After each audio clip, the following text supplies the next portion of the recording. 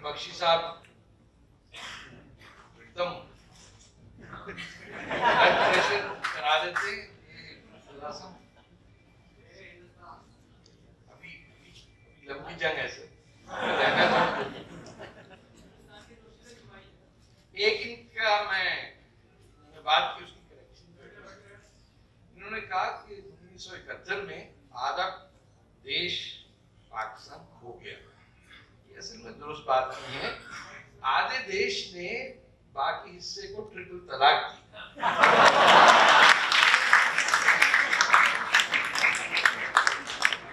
अब जब तलाक होगी तो ट्रिपल तलाक को भी खत्म करें, वो और बात। सन 1800 में अगर आप जाएं, जब मुगल बादशाह लोग सिर्फ शतरंज खेलते थे या शादियां करते थे, पता नहीं क्या क्या करते थे, लेकिन ऐसे शुभ भैया जैसे हो गए थे। उस जमाने में यूरोप के नक्शों में 3 मुल्क आते हैं, हिंदुस्तान, अफगानिस्तान और बलूचिस्तान।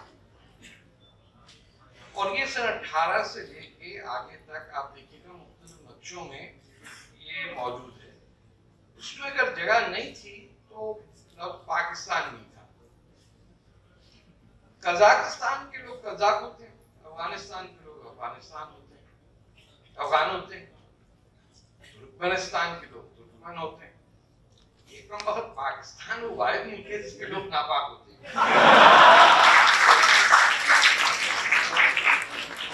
इसलिए नापाक है कि ये मुल्क नहीं है, ये स्टेट ऑफ माइंड है। ये एक ज़हनियत का नाम है जिसके बानी ने इतना सुअर खाया कि तमाम 1400 साल के मुसलमानों ने भी नहीं खाया।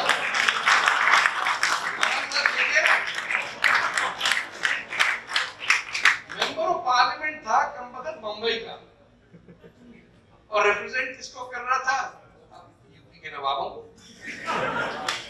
ये यूपी, बिहार और बंगाल के छोटे छोटे नवाब जिनकी शतरंज खेलने की अदा आती थी, शराब पीनी ठीक नहीं आती थी, झूठ बोलना काफी आता था, उन्होंने पकड़ा इस आदमी को। और अंग्रेज सरकार की जो हवा किसकी भी थी कि ये कम्युनिज्म कहां से बता आ गई है और ये बढ़ती जा रही है। ये सीपीएम सीपीआई से ना आप समझे 1917 का कम्युनिज्म। वो एक अमेरिकन ने लिखा था 10 days that shook the world, jar खत्म हो गया था। तो ये छोटे छोटे नवाबों को बड़ी तकलीफ थी कि ये भगत सिंह जैसे लोग और नेताजी ये क्या कह रहे हैं। ये तो कह रहे हैं हिंदू मुस्लिम का इश्यू ही नहीं है, हम हिंदुस्तानी हैं और ये अंग्रेज को निकालेंगे। इन्होंने किराए का पिट्ठू रखा एक बंबई का एक घटिया सा लॉ जिसने आज तक लेटर टू द एडिटर नहीं लिखा। पता नहीं हिंदुस्तानी को क्या प्यार है दिल से कि नेहरू को तो आप गाली देते हैं, जिन्ना के बारे में आप कुछ नहीं कहते। नहीं देते सर, दम नहीं आपने देने का। दम होता तो ऐसा नहीं होता कि वोट बैंक के चक्कर होते। आप मुझे बताइए, आप बम्बे का कोई आदमी बता दीजिए मुंबई जिसने कहा कि यार ये पार्लियामेंट हमारा रिप्रेजेंटेटिव था, बात कर रहा था साला रावलपिंडी की। ये हो सकता है कि बिहार के चीफ मिनिस्टर बात कर रहे हो कर्नाटक की, दूसरे इलेक्शन में हार जाएगा। ये बार बार जीतता था मुसलमानों के सेट वोट से, और आपको ये नहीं पता है कि इसकी नॉमिनेशन खड़ी नहीं कर सकता था। तो ये राजा थे बंबई के जिसने आके हमें मरवा दिया। अब जब देखिए कि ये जो ग्रेट गेम की बात की आपने, ये अलेक्जेंडर बर्न्स थे जिनको मसला ये था कि रूस नीचे आ रहा था और बर्तानिया का प्रॉब्लम था कि कहाँ आके रुकेगा, क्योंकि वो मुसलमान रियासतें जो अफगानिस्तान की शुमाल में हैं वहां से तो चले आ रहे हैं। तो ये Alexander Burnes went to Kabul, उनकी किताब भी है ट्रैवल्स टू क्या है उज्बेकिस्तान के कैपिटल का नाम मैं भूल रहा हूँ, एनीवे बुखारा, ये बलूचिस्तान के थ्रू गए क्योंकि एक और मुसीबत खड़ी हुई थी उस साइड पर, रंजीत सिंह वगैरह थे, उनसे भी नहीं लड़ पा रहे थे। यानी एक अफगान बलूचिस्तान के दुखों दास्तान इसलिए है कि ये रास्ता चाहिए था अफगानिस्तान के अंदर रूस को रोकने का। इसीलिए ये जो 1836 के ये protectorate was a British protectorate, it was an independent country. इसका हिंदुस्तान से एक पड़ोसी जैसा ताल्लुक था, हिंदुस्तान का हिस्सा कभी नहीं रहा। और एक और मैं बात बता दूं, ये जो बड़े बड़े अरब आए हमें लूटने, इन्वेड करने, सबसे पहले लोग जिन्होंने रेजिस्ट किया अरब इन्वेजन का वो बलोच थे। ये मैं आपको, और बलोचों का वो दीन जो यजीद कह रहा हूं, जिक्री कहलाते हैं, जिन लोगों ने जो यहाँ बलूचिस्तान में अफ्रीका से अरबों ने स्लेव ट्रेड में लाके बेचे हैं, वो आज भी जिंदा हैं और आपके अहमदाबाद और गोवा और फर्दर साउथ रहते हैं, जिनको आप शीदी कहते हैं। जो अहमदाबाद में शीदी मस्जिद है वो बलोचों की मस्जिद है। माफ कीजिएगा, अबिसिनिया से डायरेक्ट फ्लाइटें नहीं आती थी उस जमाने में, बोर्डिंग को एडिस अबाबा टू अहमदाबाद नहीं, वो बलोच थे। और वो अरब जिन्होंने अपने इस्लामिक सुप्रीमेसी की वजह से हिंदुस्तान के मुसलमानों पे जजिया लगाया, और सब गलत हो तो करेक्ट कर दिया।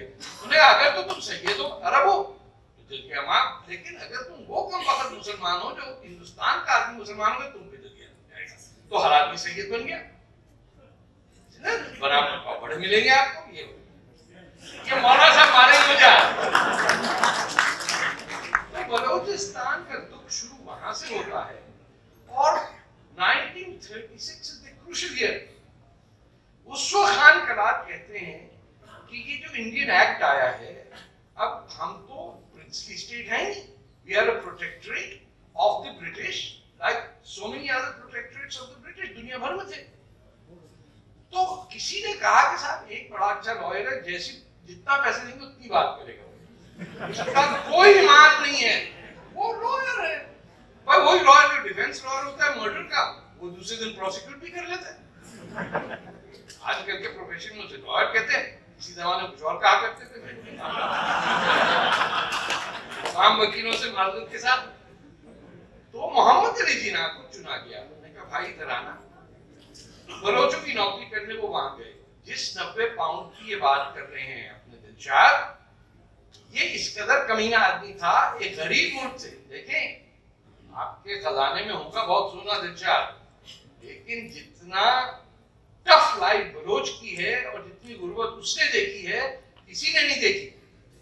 उन लोगों पे जिनकी जिंदगी गुजरती है सिर्फ अपने word, their word is their honor, उनसे आके कम वक्त बैठ के तराजू में जितना मेरा वजन है उतना सोना दे दो। तराजू में बैठा ये आदमी, ये ब्रिटिश ट्रेंड लॉयर, जो तराजू में बैठ जाए, किस टाइप का आदमी कहता है यार तराजू लाओ तो बैठो, और सोना डरा जा रहा है। This greedy, corrupt agent of the British became the lawyer of the Khan of Kala. The same man, 1936 से 46 आई, दूसरी जंग अजीम खत्म हो गई।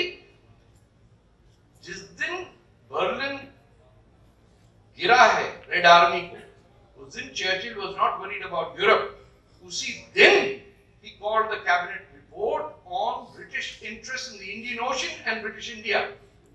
And 10 दिन में उन्होंने कहा कि we need to get bases built in northwest India, जिसपे मेनन साहब ने और कांग्रेस के लोगों ने कहा भाई भैया जा रहे हो, जितनी भी बचत है इज्जत से निकल जाओ, ये बेस नहीं मिलेगा। That is the time that Mohammad Ali Jinnah का प्रॉब्लम, तो पैसे किराए के कितनों में जान लगा दोगे। That is the time in 1946 में, 46 के इलेक्शन में मुस्लिम लीग जीती। कहां से? हमारे पंजाब से तो नहीं जीती साहब, ना ही बलूचिस्तान और सूबा सरहद के अंदर कांग्रेस। तो आपके यूपी सीपी जहां अच्छी उर्दू बोली जाती है, हाँ, और मद्रास की 100% मुस्लिम सीटें उन्होंने बना दिया, इनको अलग कर दिया, और उससे बन गया पाकिस्तान। और बंगाल के जो छोटे नवाब थे उन्होंने 25 साल में सीख लिया कि भैया हम ये काम मुसीबत फंस गए हम। उन्होंने तलाक मांगी, तलाक हुई, आप काजी बन के आए, आपने पेपर साइन किया, उनका जहेज वहेज वापस दिया, वो हमें वापस भेज दिया 90,000, वो भुट्टो साहब ने लेकर फिर बलोचिस्तान में भेज दिए। हिंदुस्तान के हाथ साफ नहीं है। 71 में जो आपने हमारे साथ कर दिया, वो तो हम बाद में हमारे बच्चे आपसे बहस करेंगे, लेकिन अभी तो जाने दें, आपकी मदद की जरूरत है, इसलिए ज्यादा नहीं करेंगे। लेकिन आप ये सोचिए कि 90,000 कैदियों को, जिनमें 5,000 वॉर क्रिमिनल थे, आपने तोहफे में दे दिया जुल्फिकार अली भुट्टो को। क्यों? सूरत है बेनजीर। माय गुडनेस, आप हर हिंदुस्तानी लगा है, ओ माय गॉड, शिमला की तस्वीरें याद है। खैर most of you were not born then, but Zulfikar Ali Bhutto snooker खेल रहे हैं, और जितने आपके ये जो जर्नलिस्ट हैं, जो आज भी एकदम मेन स्ट्रीम जर्नलिस्ट हैं, Imran Khan, oh my God, वो कौन आदमी है, सारी यमन की आशा तमाशा वाला आंटियां आती हैं। आपके साथ वो कुछ हो चुका है इन कमबख्तों के हाथों के, आज जिसको आप कह रहे थे चाय वाला है, क्या बनाएगा, उसे चाय बना के पिला दो।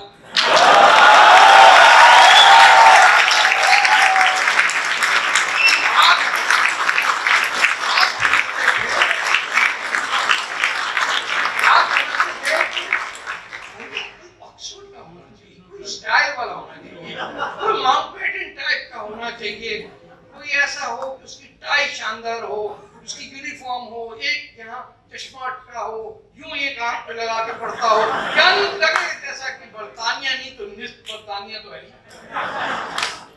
आपको ये नहीं पता था कि हिंदुस्तान की तारीख में आम आदमी हिंदुस्तान को लेके चला। मोहनजोदारो के बादशाह का हमें नहीं पता, हमें ये पता कि मोहनजोदारो का आम आदमी कैसे घर में रहता था। उसकी सड़कें थी 5,000 साल पहले, उसकी डबल स्टोरी बिल्डिंगें थी। आप उस सिविलाइजेशन के हिस्से हैं जो आपसे छीन लिया गया। लेकिन आपके अबुल कलाम आजाद ने आपसे कहा कि खसकम जहां पाक, और इंडिया आज इस हालत में है कि आपके नेशनल एंथम में सिंध का जिक्र है, और किसी से पूछो सिंध कहते कहते बॉम्बे में एक मामला है, वो सिंध बोल रहे थे। कहां का पंजाब, सिंध, मराठा, बगैर सिंध के हिंद कहां से आ गया?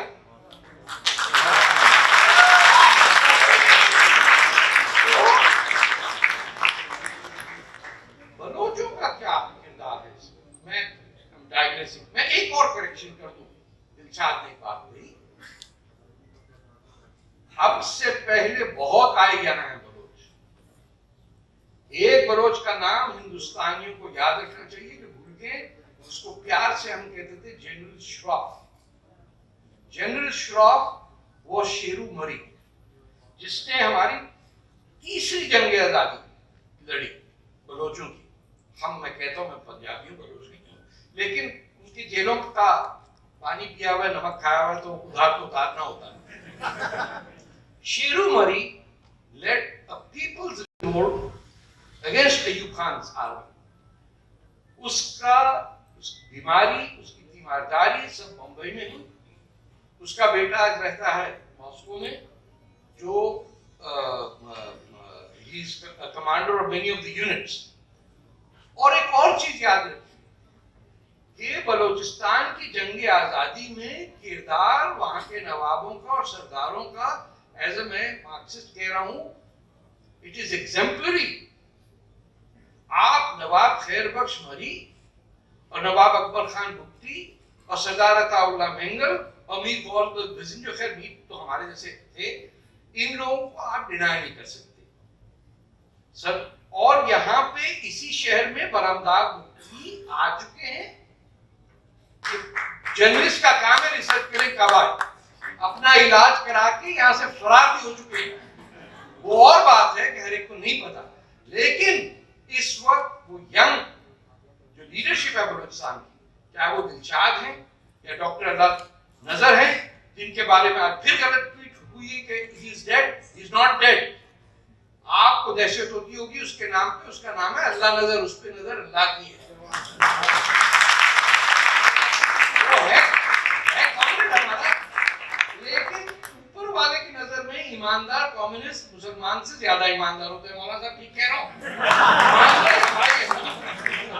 देखिए, बलोच का काम है वही जो एक वियतनाम बदनामी का काम है, जो एक यहूदी का काम है कि अपने मुल्क के लिए लड़े। ये किसी के ठेकेदार नहीं है कि हम आके आपको एबीसीडी सिखा रहे तो इसीलिए मुल्क हमारा। जिन्होंने एबीसीडी सिखाई, जबान तो सिखा दी, उनको निकाल दिया। ज्यादा इंग्लिश बोलने वाले इंडिया में रहते हैं, सारे नॉवलिस्ट क्या निकलते हैं? वहां से तो कोई नहीं निकल रहा, वहां से तो लंदन से तो टेररिस्ट निकलते हैं। जिहादी वहीं से आ रहे हैं ना, तो इंग्लिश के नाम यहाँ लिखे जा रहे हैं, जिहादी वहां जा रहे हैं। तो फिर गेम बात हम कर रहे हैं लेजिटिमेट आजादी की। मोहम्मद अली जिन्ना को जो सोना मिल गया 90 पाउंड, सोने के बाद तो कोई आदमी आप कुछ भी कर दे। वो अगर खान कलात कहते कि भाई सर्किस आई है उसमें जरा नाचना आपने, आप नाच भी देते बोले तो फॉर्म और ले लो, उसमें क्या। इस शख्स ने 1946 तक, he is the man who went to the Cripps Commission and got the independence of Kalat state signed by the British authorities as the head of the Muslim League and representative of the so-called Muslim community of India. It is his words that Kalat is an independent state. It is Jinnah's lettering that says the state of Kalat is not a princely state. The state of Kalat is an independent country, and after the British withdrawal, Pakistan will recognize Kalat as an independent country. The embassy was the first to open in Karachi. Karachi में बलोचिस्तान का जो flag था वो embassy पे चढ़ता था। It was a recognized country by, at that time, the Republic of Pakistan. जो अगस्त हिंदुस्तान की आजादी से 4 दिन पहले बलोचिस्तान को अगस्त 11 को आजाद मुल्क बन चुका था। आप उस दिन का न्यूयॉर्क टाइम्स उठा लीजिए, टाइम्स ऑफ इंडिया कर लीजिए, ये डॉन जो निकलता था, तीनों में ये 3 मुल्क आजाद हुए हैं, the state of Kalat, the Republic of India and the Republic of Pakistan, successor states. जो बलोच एरिया ब्रिटेन के हाथ में थे, अफगानिस्तान की जंग वंग के सिलसिले में उनको थे, they were the मरी Bukti areas, they were not part of those. जो मरी बुक्टी एरियाज के, जहां अब नवाब मेहरान मरी उस एरिया के हैं और नवाब बरहमदार बुक्टी से, these are the adjoining areas on the south of Punjab. अंग्रेजों ने डेरा गाजी खान, जो मोस्ट पॉपुलस एरिया था बलोचों में, वो तो पंजाब में मिला दिया। इसके बारे में if you allow me to digress, मैं एक छोटा सा किस्सा सुना। तो 1890 में हमारे पुराने पंजाबी रिश्तेदार जो सिविल सर्वेंट थे, उन्होंने डेरा गाजी खान के कमिश्नर लगे। मैं आपको बता रहा हूँ बलोचों और पंजाबियों में क्या फर्क होता है। तो उस पर पंजाबी नाराज भी हो जाते हैं, हमारे सरदार भी नाराज होते हैं। उन्होंने कहा कि डेरा गाजी खान में 2 टाइप के लोग रहते हैं। एक है Punjabi, they always sycophants. They always tell you things that you like to hear and then backstab you. You cannot rely on them. They are dishonest. ये सब लिखा हुआ है, मैं बाद में मानना और नहीं यार, जो खालिस्तानी वैसे मेरे पीछे पड़ रहे हैं। ये सब पंजाबियों की तारीफें करके, और इधर दूसरे साइड पे there is another community called the Baloch, और उनको डिस्क्राइब करते हुए उन्होंने एक लाइन लिखी, and they are the exact opposite of Punjab. हमारी जो जिस कौमियत पे पाकिस्तान सबसे ज्यादा फख्र कर सकता था, जो बलोच थे, पाकिस्तान में आने के बाद भी उन पे ज्यादतियां की। 1956 में आप बलोचिस्तान देखिए, मैं इंडिपेंडेंस डिक्लेयर करने के बाद 9 महीने तक ये इंडिपेंडेंट कंट्री थी। एक मैं और गिला करता हूँ हिंदुस्तानियों से, और खुदा के वास्ते अब नेहरू साहब के पीछे नहीं पड़ जाना, मुझे पता है कि यहाँ हर आदमी कहेगा नेहरू चाहते ने मरवा दिया। जब पाक जिन्ना साहब ने सिद्दी में जाके खान कलात से कहा हाजिर हो, और वो नहीं आए, he said I am ill, I will not talk to you. His fury was such that he threatened military action.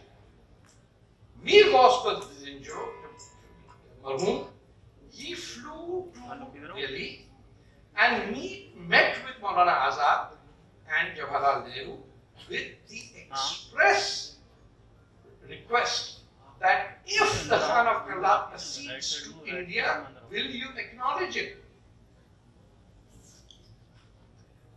Maulana Azad ने कहा, ये मैं अपने से कह रहा हूँ कि this is on a one-to-one basis, I'm an eyewitness account of Mir Bizinjo, Maulana Azad ने कहा कि बहुत दूर है। मौलाना आजाद ने वेरी पुअर व्यू ऑफ जो इस वक्त पाकिस्तान, वो समझते थे कि उर्दू नहीं को बोलता तो वो कैसा आदमी होगा, बगैर उर्दू बोले में सिविलाइज आदमी हो ही नहीं सकता। इसीलिए वो हिंदुस्तान से, बॉलीवुड में तमिल के गाने तो नहीं होते ना, हमारे लोग ही लिख रहे हैं ना, जावेद सलीम वगैरह। अच्छा, तो Mies Bisinjo, who was considered the prime minister, representative of the both houses of parliament of Balochistan, came back totally distressed.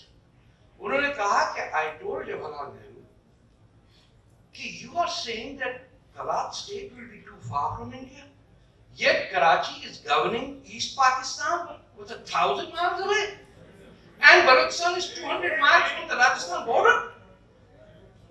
But their mind was made.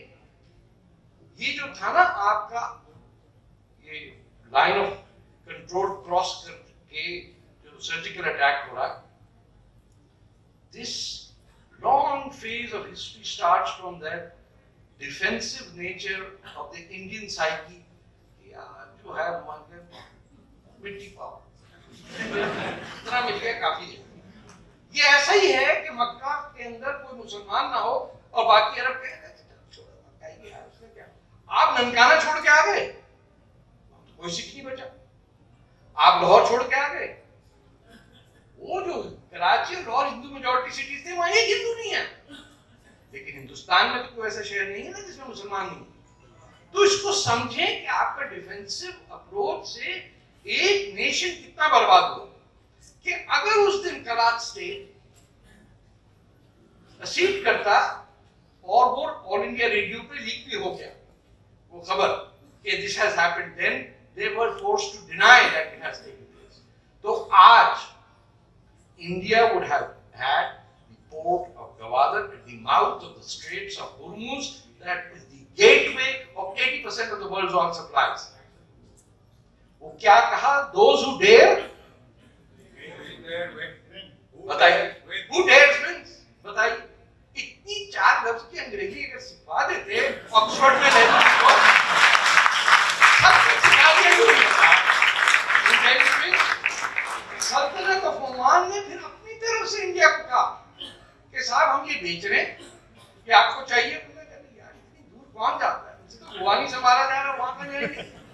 उस जमाने में गुआनी था आपके पास, आप पोर्चुगीज से जंग लड़ रहे थे, जो आपके घर खुद आना चाह रहा है उससे तो कहने भाई दूर से सलाम करो, और जो नहीं आना चाह रहा हम लोगों को वीजा बड़ी मुश्किल से मिलता है आने के लिए, और अमन की आशा वाली आंखें सारी आ जाती हैं हर वक्त। तो गलती आपकी है, और ये नहीं कहेंगे कि कांग्रेस की है, ये आप सबकी है। ये आपको एक्नॉलेज करना पड़ेगा कि गैर सुपर पावर का उसकी जिम्मेदारियां होती हैं। एक महल्ले में रहते हैं, चौधरी साहब पे ज्यादा होता कि भाई गुप्ता साहब के बेटा जो है वो साला शराब पीने लग गया है, महल्ला इकट्ठा होता है, भैया समझाओ इसको। ये थोड़ी कहेंगे इट्स हिज चॉइस, मतलब वो सुसाइड करने वाले बोले इट्स हिज चॉइस। आपने तो पहना दिया बुर्का पूरे पुरानी दिल्ली को, जो 1947 में नहीं था वो 2016 में हो गया, जिस बंबई में कहीं नजर नहीं आता था। और जब आईसीस लगा सकती है पाबंदी बुर्के पे, तो आप पे क्या है सर? हिंदुस्तानियों को किस चीज का डर है? जिस दिन बुर्के वाला बम मारेगा उस दिन रोक सकेंगे आपको? ये कहां से हो गया? कहां इंडिया? कितना विड्रॉ करेंगे आप? तो बात कहने की है कि बलूचिस्तान आजाद था, और बलूचिस्तान इंशाअल्लाह आजाद होगा अगर ये जिम्मेदारी हिंदुस्तान के हिंदुओं पे है कि वो मुसलमान को आज आजाद दिलाएं। तो इसमें आपकी बड़ी पुरानी तारीख है कि जब रसूलुल्लाह प्रॉफेट मोहम्मद की औलादों का कत्लेआम हुआ तो राजा दाहिर ने पनाह दी उनको, और जब अबू सुफियान के जनरल को भेजा कि लेके आओ इमाम हुसैन की औलादों को, तो राजा दाहिर लड़ा और मरा उसने। हिंदुस्तान ने दुनिया के मुसलमानों पे एहसानात किए और दुनिया की पहली मस्जिद प्रॉफिट मोहम्मद की जिंदगी में बनी हिंदुस्तान में, और रसूलुल्लाह ने कहा कि मैं हिंद से नहीं हूं लेकिन हिंद मुझसे है। तो मुगलों ने और बादशाहों ने जो ऊपर से आए थे उनकी चमड़ी गोरी होती थी, उन्होंने कहा ये हदीस तो हटा हो गया, ये किस चक्कर में फंस गए। हर दुनिया के रूलर को प्रॉफिट मोहम्मद ने मैसेज लिखा सिवाय हिंदुस्तान के। उनसे नहीं कहा कि तुमको मुसलमान बनना पड़ेगा, अरे वो तो पहले से मुसलमान थे, जिस फेरे आप लगाते हैं वैसे हम लगाते हैं, मुद्दा लगा लेते हैं, उसमें क्या फर्क पड़ता है, ठीक है ना सर।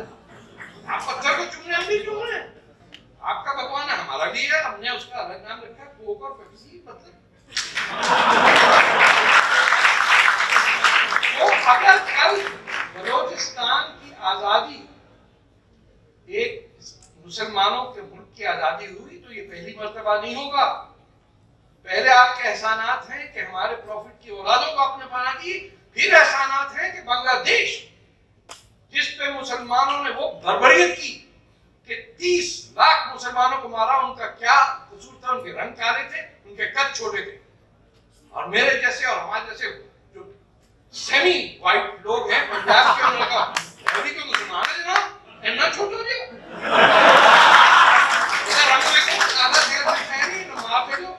उनकी लड़कियों को आपने तवायफ बनाया, घर में रखा कॉन्क्यूबाइंस की तरह। अरे जिसने ये कर दिया उसको तो वैसे ही इस्लाम में उसका कुछ अच्छा काम निकाल सकते हैं हम। अगर शरिया होता तो अब तक 5000 जनरलों और कर्नलों की गर्दनें उड़ चुकी होती। तो भाई तुम इस्लामी शरिया चाहते हो, हम अप्लाई कर देते हैं तुम पे, अगर चल गया तो चल गया, तुम पे तो हमारे